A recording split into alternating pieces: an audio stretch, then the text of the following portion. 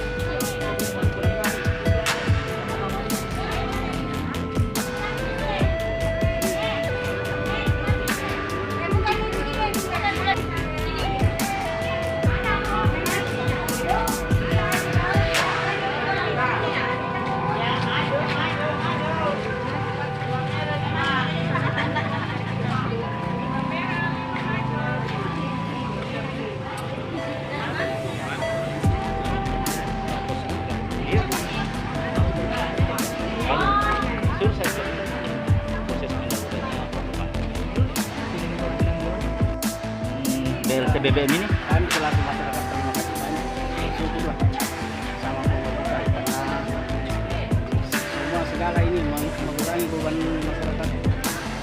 Bebannya Bapak ya? Ya, semua masyarakat yang itu yang menerima.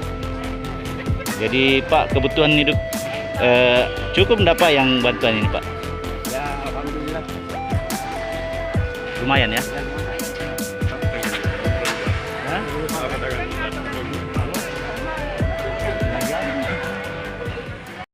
Sangat selalu berupaya.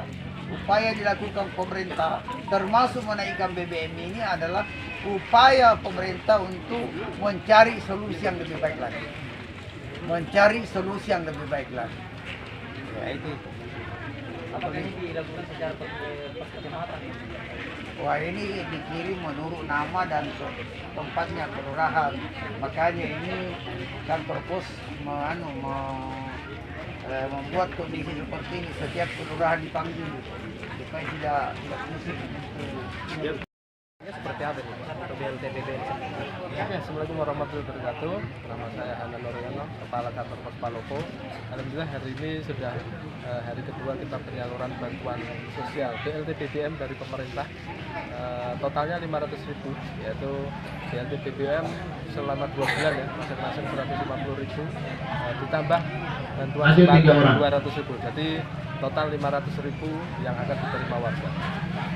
Secara langsung bahwa kantor pos seperti biasa, seperti sebelumnya akan memberikan undangan terhadap masing-masing penerima yang datanya kita dapat dari Kementerian Sosial Pusat, sehingga kita langsung mengkoordinasikan bersama tadi Pak Wali Kota, Pak Sekda, serta warga terutama yang menerima untuk memberikan undangan. Warga datang membawa undangan beserta KTP. Kita verifikasi dan kita memberikan langsung uang senilai 500.000.